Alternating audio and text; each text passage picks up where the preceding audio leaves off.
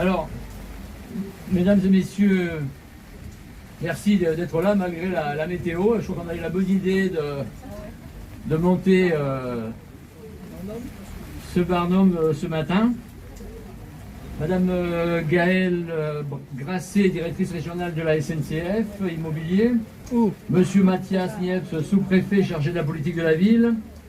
Madame Elisabeth Kress, qui doit arriver, vice-présidente de la Banque alimentaire.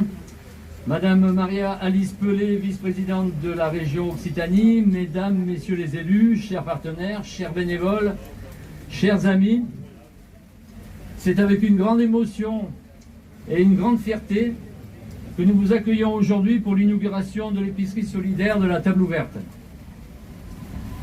Ce moment marque une étape importante dans notre engagement commun pour lutter contre la précarité et favoriser l'accès à une alimentation de qualité pour tous. Notre belle cité de Nîmes est une ville dynamique et riche de son histoire, mais elle est aussi marquée par de profondes inégalités sociales. Selon le dernier rapport sur la pauvreté en France, qui est paru là au mois de décembre, notre ville se classe en 11e position des communes françaises, comptant le plus grand nombre de personnes vivant sous le seuil de pauvreté. 43 238 personnes sont sous le seuil de pauvreté à Nîmes, sur une population de plus de 150 000 habitants. Cela représente 30% des Nîmois en situation de précarité. Certains quartiers sont encore plus durablement touchés. À Pisevin-Veldegour, par exemple, le taux de pauvreté atteint 72%, faisant de ce quartier l'un des plus pauvres de France métropolitaine. Gambetta-Richelieu, à notre gauche, 44% de taux de pauvreté. Rue de Beaucaire, 37%. Route d'Arles, 63%. Pour les 240 familles qui fréquentent déjà notre petite épicerie dans la rue Richelieu, les restes à vivre sont de 3 à 8 euros par jour.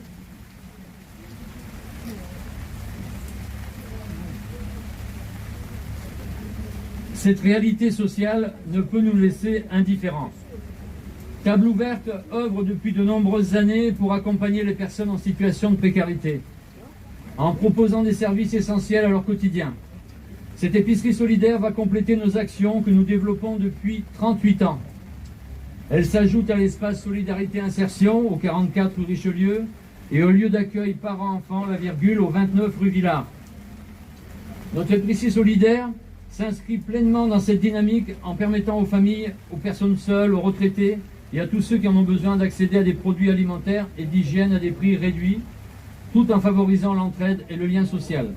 C'est pourquoi l'ouverture de cette épicerie est une nécessité et une réponse concrète aux difficultés rencontrées par les habitants de ces 3 quartiers. Elle répond à une urgence vitale et va concerner 500 familles. C'est-à-dire que nous allons doubler par rapport aux familles que nous accueillons déjà actuellement rue Richelieu. Elles pourront trouver ici un espace d'écoute, d'accompagnement, de conseil, de convivialité. C'est un endroit où la solidarité se vivra au quotidien, où les sourires se partageront et où la dignité de chacun sera préservée. Nous voulons que ce lieu soit un véritable espace de partage, d'apprentissage. C'est pourquoi nous proposerons une fois par mois des cours de cuisine afin de favoriser le plaisir de cuisiner avec des produits accessibles et équilibrés, des cours de nutrition, de gestion du budget, car nous souhaitons offrir à chacun des outils concrets pour mieux vivre son quotidien. Au-delà de l'aide alimentaire, c'est l'autonomie et la dignité que nous voulons préserver et renforcer. De plus, un après-midi par semaine, nous envisageons de proposer aux accueillis de transformer l'épicerie en salon de thé pour un moment convivial où nous pourrons partager des goûters du monde et renforcer les liens entre les habitants. Ce projet est le fruit d'un engagement collectif. Nous tenons à remercier chaleureusement nos adhérents et donateurs, nos bénévoles, dont l'effort et l'énergie permettent de faire vivre cet élan de solidarité. Sans votre engagement, votre générosité et votre travail acharné, cette épicerie solidaire n'aurait pas vu le jour. Vous êtes les artisans d'une belle réussite collective. Ensemble, nous démontrons qu'il est possible d'agir concrètement pour une société plus juste et plus humaine. Nous tenons à remercier aussi nos partenaires institutionnels et privés. Madame Grasset, votre présence aujourd'hui témoigne de l'engagement de la SNCF en faveur des initiatives solidaires et de son soutien à des projets qui ont un impact concret sur la vie des citoyens. La mise à disposition de ces locaux nous permet d'ancrer cette initiative au cœur de la ville et de redonner vie à ces arches plus que centenaires, patrimoine exceptionnel de notre cité. Votre soutien nous est précieux et je tiens à vous en remercier chaleureusement. Monsieur Niepce, votre présence souligne l'importance de cette initiative dans le cadre de la politique de la ville et de la cohésion sociale. Votre soutien et celui de l'État, votre écoute ont été essentiels pour réaliser ce projet et renforcer notre action. Madame Cress, votre présence parmi nous souligne notre engagement et notre partenariat auprès de la Banque alimentaire depuis 40 ans. De cette grande chaîne de solidarité qu'est la Banque alimentaire. Nous tenons à remercier également et chaleureusement la Fondation Chao pour son important soutien financier et je tiens également à citer plusieurs partenaires privés qui nous ont apporté leur aide car je ne peux pas tous les citer. Mais nous avons prévu un certain nombre d'initiatives avec eux pour rappeler quand même cette aide précieuse. Alors aujourd'hui, je voudrais quand même citer Un Toit pour tous, bailleur social implanté dans nos quartiers et qui a de nombreux locataires qui peuvent avoir besoin donc des services de notre épicerie. Nous avons signé une convention avec Un Toit pour tous qui est un soutien majeur à notre fonctionnement. La société Atout qui fabrique des logiciels de caisses enregistreuses, Enedis, le Crédit Mutuel, M. Emiliano Marcos, la société Océan, le syndicat des vignerons des Costières de Nîmes, M. Salvatore Zouroudou, M. Denis Allegrini et le club USAM avec qui nous allons conclure une convention et qui est représentée aujourd'hui par M. Tévive. Nos discussions se poursuivent avec d'autres partenaires institutionnels, la mairie, Nîmes Métropole, le département, la région, qui d'ailleurs, un vote va avoir lieu dans 2 jours, et nous espérons qu'il va être positif, parce qu'il n'y a pas de raison quand même qu'on ne soutienne pas un projet comme ça. Et une aide importante va nous être allouée, si ce vote se confirme. Nous espérons donc que tous ces partenaires avec qui nous discutons rejoindront cet élan de solidarité et qu'ils contribueront à consolider notre fonctionnement. Excusez-moi, avec l'humidité, c'est un peu difficile. L'inauguration d'aujourd'hui marque le début d'une nouvelle étape pour Table Ouverte. Nous continuerons à mobiliser, à innover et à développer de nouveaux projets. Et nous en avons encore sous le coude, je rassure tout le monde.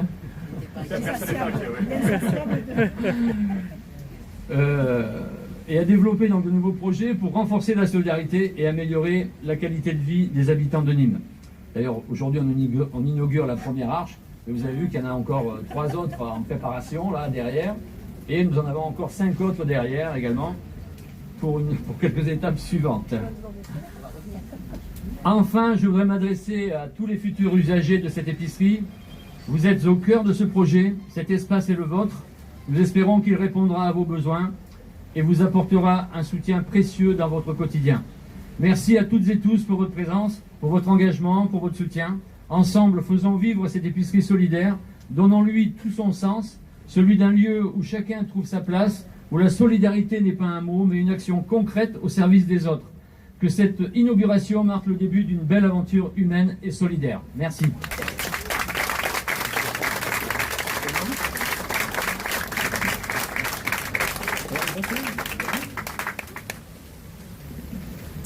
Bonjour à tous, j'avais préparé un discours mais je pense que là tout a été dit, donc non, je ne ferai pas mieux, très sincèrement. Non, je voudrais juste vous raconter comment on s'est rencontrés avec M. Trudaillou il y a quelques mois, donc avec mon collaborateur Grégory Sarrazin, que je remercie chaleureusement, qui est la cheville ouvrière de toute cette aventure, Monsieur le sous-préfet bien sûr. Et on a commencé à rêver tous ensemble. Je vous avoue que ça fait un moment que la SNCF cherche un nouveau sens à ces arches qui, juste pour l'histoire et pour que tout le monde soit bien au courant, je vous confirme qu'il y a des trains qui circulent dessus, voilà, et nous disposons de 177 arches qui en font un ouvrage unique en France en fait, voilà. Alors, on ne mettra pas les 177 arches à disposition de table ouverte. Je vois tout de suite M. Trudayou dont les yeux brillent, voilà. Et on ne mettra pas non plus toutes les arches à disposition, voilà. Mais on en a un certain nombre et donc ça lance la dynamique qu'on souhaitait lancer depuis longtemps, particulièrement avec Grégory, aussi en partenariat avec la ville, avec Nîmes Métropole. Et on espère pouvoir revenir prochainement avec d'autres installations pour redonner vie à ce patrimoine. SNCF est une grande entreprise, je pense que vous le savez, qui a à cœur d'être présent, partenaire dans toutes ces actions qui font écho à nos engagements solidaires et à nos engagements citoyens, j'ai envie de dire. On a à cœur aussi de répondre à notre engagement de responsabilité sociétale qu'une entreprise comme la nôtre doit avoir. Et c'est encore une fois un très très bel exemple de ce qu'on peut faire quand on se met tous autour de la table et qu'on est en plus challengé de manière permanente par quelqu'un qui est animé. Et on leur remercie du coup quand on voit le résultat. Voilà, merci à tous.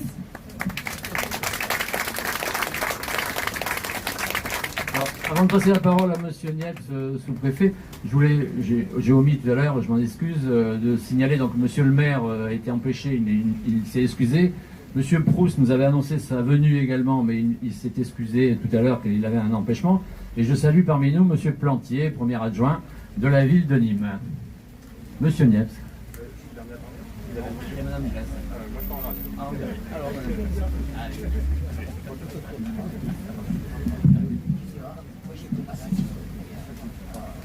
Une lourde tâche. Tout d'abord, je tiens à excuser M. Pronesti, notre président de la Banque alimentaire, qui ne pouvait aujourd'hui se rendre parmi nous, mais qui pense très fort à vous. J'ai travaillé pour lui. Rassurez-vous, il n'y a qu'une page. Puis je vais répéter des choses qui ont déjà été dites. Enfin bon, en tous les cas, merci Pietro de nous avoir invités, nous, Banque alimentaire. C'est vrai que le lien avec la Banque alimentaire est très très ancien, entre la table ouverte et la Banque alimentaire, puisqu'il a été créé il y a 39 ans avec Odile Asman, qui, je pense, est une figure emblématique de la ville de Nîmes. Elle a été la première à créer la table ouverte. Tu me dis si je me trompe. Et elle a été aussi une des précurseurs à signer la convention avec la Banque alimentaire, une des premières. Il va sans dire qu'on aurait préféré célébrer autre chose qu'une épicerie solidaire aujourd'hui, bien qu'on aime faire la fête.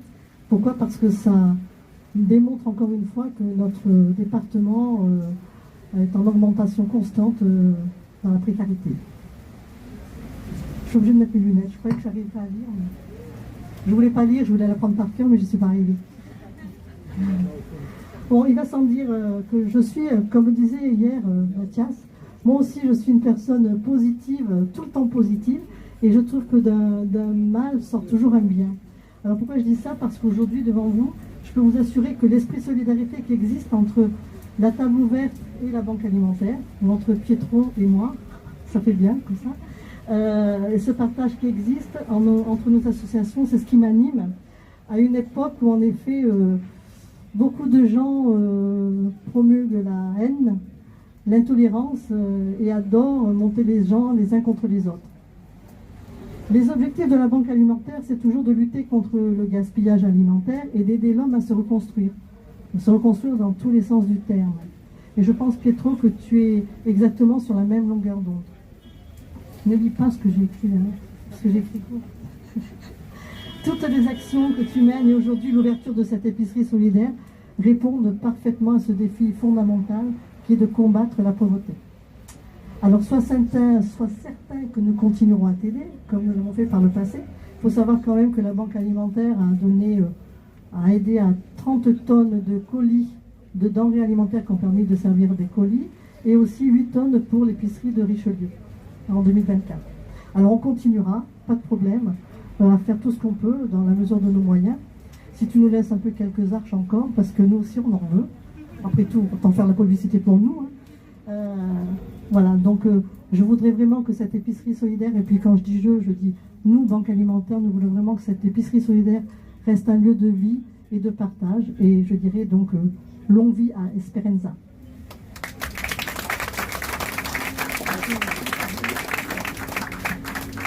Alors, je donne la parole à Madame Maria-Alice Pelé, vice-présidente de la région Occitanie. Bonjour à tous, monsieur.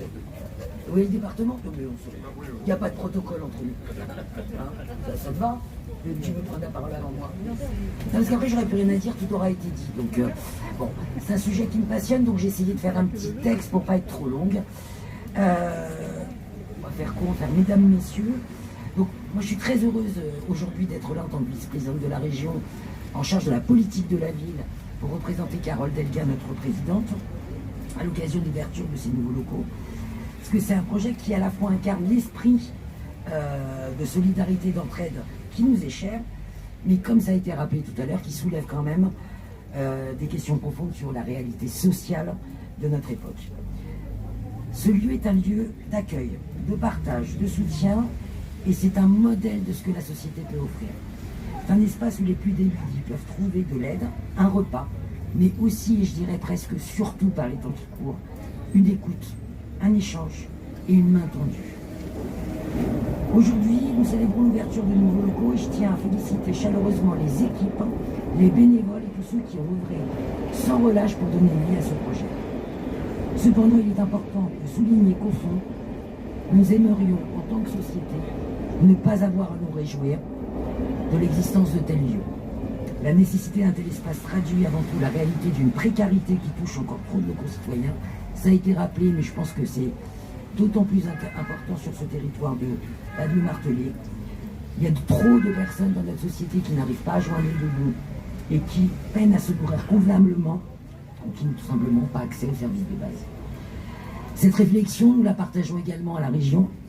Je tiens également à saluer la présence de ma collègue Cathy Guyot ainsi que de la maison de ma région pour marquer justement notre soutien. On est complètement en phase avec l'esprit qui nous anime et le bien manger et à moindre coût est quelque chose... l'exemple qui me vient en tête, c'est tout simplement le maintien pour la région Occitanie de la restauration des lycéens à un prix abordable malgré l'augmentation du coût. Donc c'est tout naturellement, mon cher Pietro, que nous allons vous accompagner. Bon, je ne veux pas présager du vote de vendredi, mais il n'y a aucune raison que le dossier ne soit pas accepté, vu justement tous les points communs qui nous relient et les valeurs qui nous rassemblent. La solidarité est une responsabilité collective et chacun de nous, à sa manière, doit y contribuer. Aujourd'hui, ce sont ces valeurs-là que nous célébrons. Et je tiens à saluer à ce titre la présence de l'État, de mes collègues et camarades du Conseil départemental, du Conseil régional, les différents partenaires dont la SNCF. Merci à vous d'avoir mis à disposition ces locaux. Je n'oublierai pas la Fondation Manu Chao, pas ma génération, la Banque Alimentaire, je ne vais pas tous les citer parce que je vais en oublier, mais ce travail collectif, une fois de plus, permet de tisser des liens essentiels qui rendent notre société plus forte. Je remercie bien entendu du fond du cœur tous les bénévoles qui ont œuvré, qui sont acharnés à faire vivre ce projet. Et je suis convaincu que ce lieu deviendra un point de ralliement pour encore plus de solidarité, d'entraide. Et j'espère qu'à terme, il n'y en aura plus besoin. Merci à tous. Je souhaite quand même, soyons réalistes, une belle continuation à la table ouverte. Et merci à tous. Monsieur Bastide, pour le conseil départemental. Merci, Président. Moi, je n'ai pas de papier, donc je serai... Non, mais je serai assez rapide et assez bref. D'abord, je voulais quand même remercier, bien sûr, la table ouverte avec son président, mais tous les élus qui sont présents, alors, de la région, du département, la ville de Nîmes, et puis l'État, bien sûr, qui accompagne ces questions de la solidarité. Alors, tu l'as souligné tout à l'heure, il fait pas beau, c'est vrai. Mais la table ouverte, c'est quand même un rayon de soleil toute l'année. Parce que c'est une structure au cœur d'un quartier Richelieu, un quartier où on rencontre beaucoup de personnes en difficulté, mais un quartier aussi qui a plein d'idées quand on sollicite ses habitants. Et je sais que la table ouverte participe à ce rayonnement, et c'est important, et je voulais le souligner. Alors, une petite précision. Pour l'instant, le département du Gard ne finance pas cette action. C'est vrai. Mais le département du Gard et auprès finance les autres actions de la table ouverte tout au long de l'année, parce que nous considérons que la solidarité, c'est un acte très important, mais très utile pour une ville avec des facettes très différentes. À la fois, on peut rencontrer des habitantes et des habitants aisés, qui travaillent, et à la fois des habitantes et des habitants qui sont en difficulté, soit parce qu'ils ont des petites retraites, soit parce qu'ils sont au RSA, ou tout simplement la recherche de pouvoir manger tous les jours. Et donc nous sommes aux côtés, à vos côtés, de l'équipe de la table ouverte, son président, tous les bénévoles, pour ces raisons-là, parce que nous connaissons toutes ces questions de la solidarité. Et donc quand je dis que, une petite précision, c'est qu'effectivement, à un moment où les départements, les régions, les collectivités dans leur ensemble ont besoin davantage de moyens au moment du vote de budget. Alors le département, nous le savons, voté notre budget, mais il y a des collectivités, des mairies qui ne l'ont pas encore, et qui n'ont pas effectué cet acte-là, parce qu'on nous demande de faire, l'État nous demande de faire des économies. Alors bien évidemment, pour nous, c'est un acte difficile, parce que nous sommes en train de réfléchir, nous réfléchissons comment on va réduire certaines actions. Le département du Gard a décidé, malgré ces contraintes financières imposées par l'État, parce que nous avons un budget équilibré, et nous votons chaque fois un budget équilibré, nous avons décidé de continuer les actes de solidarité, parce qu'elles doivent être nombreuses à la fois pour les associations, mais vous savez que le département du Gard, c'est, j'arrondis, c'est 60% sur les actions de la solidarité. Alors, c'est de la petite enfance, la moyenne enfance, c'est la santé, c'est les personnes âgées, et bien évidemment toutes les structures qui gravitent autour de la politique de la ville aussi. Donc voilà, je voulais préciser cet acte-là parce que nous allons bien évidemment nous engager, nous aussi, dans les semaines et les mois qui viennent, à voir comment le département du Gard, avec sa présidente Françoise Allon-Périgot, elle va continuer à œuvrer pour permettre à la fois table ouverte, mais à la fois aussi avec une structure importante pour vous, la banque alimentaire, à œuvrer dans le bon sens, c'est-à-dire la solidarité, l'aide entre les femmes et les hommes qui en ont bien besoin, à la fois dans cette ville et à la fois dans ce département. Et en fait, moi aussi, je voulais remercier, parce que ce n'était pas évident d'avoir un partenaire comme la SNCF qui accepte, après des négociations, certainement qui ont été longues, mais ce qu'il faut retenir, c'est la finalité. C'est la finalité. Alors je dis longue parce que ça fait très longtemps que nous essayons, en tout cas pour le département du Gard. Et donc, nous pouvons que nous féliciter que la SNCF accepte de mettre à disposition, avec une convention, bien évidemment, que vous avez définie ensemble, ces locaux, au cœur d'un quartier, à la fois la rue de Beaucaire, qui est un quartier où il y a un canton très populaire, à la fois avec les arches qui s'ouvrent en allant vers le centre-ville.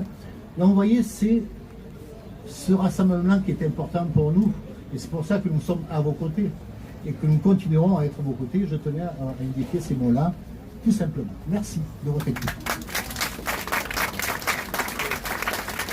Alors, peut-être que, M. Basile, je ne sais pas, mais lundi, nous avons rendez-vous au conseil départemental et les discussions vont être âpres aussi.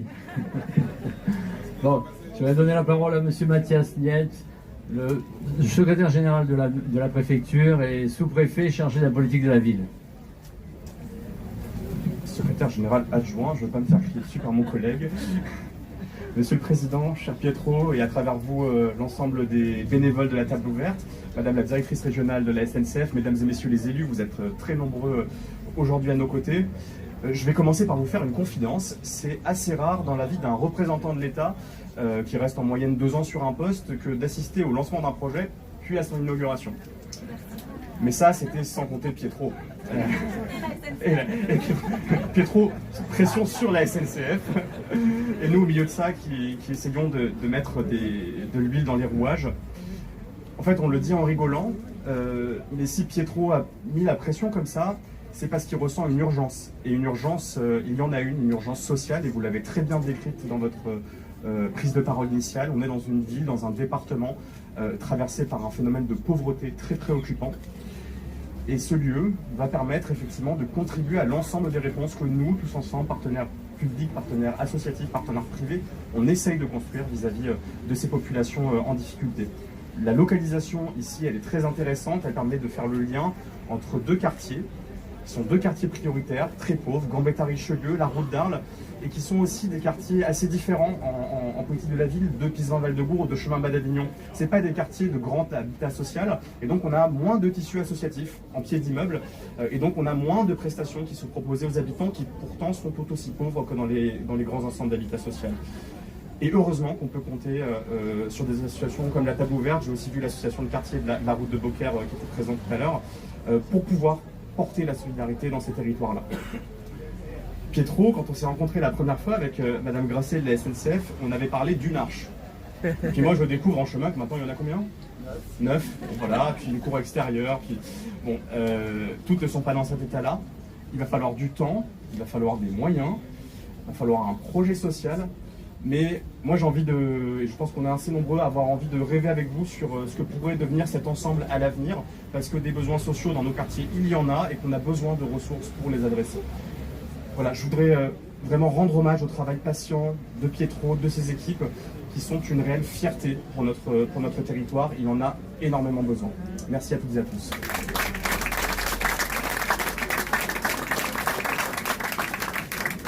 Bon alors, je vous propose maintenant, avec Manu Chao, mon cher Dédé, de faire une petite visite donc, de l'épicerie, et puis tout de suite après, quand vous ferez un petit tour dans l'épicerie, vous descendez, le buffet vous attend en bas. Je voudrais signaler que le buffet a été préparé par notre cuisinière et son équipe de bénévoles de notre restaurant social de la rue Richelieu. Vous verrez ce travail également de qualité que nous faisons, puisque c'est aussi un lieu de convivialité, de rencontre, d'échange d'expériences. Et vous allez voir ce que ça donne au niveau buffet. Bonne fin d'après-midi avec nous et merci pour votre présence et à bientôt. Et n'oubliez pas de dire autour de vous voilà, que cette épicerie existe et que nous attendons donc les personnes qui en ont besoin.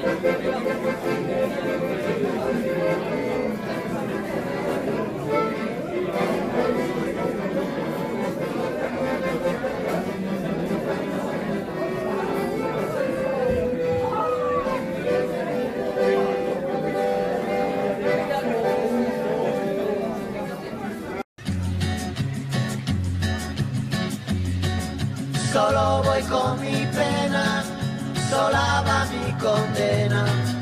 Correré mi destino para burlar la ley, perdido en el corazón de la grande Babilón.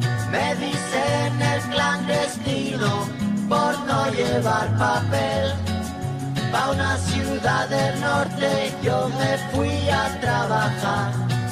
Mi vida la dejé entre Ceuta y Gibraltar. Soy una raya en el mar, fantasma en la ciudad. Mi vida va prohibida, dice la autoridad. Solo voy con mi pena, sola va mi condena. Correré mi destino por no llevar papel, perdido en el corazón de la grande Babilón. Me dicen el clandestino, yo soy el quebra ley. Mano negra clandestina, peruano clandestino, africano clandestino, marihuana ilegal.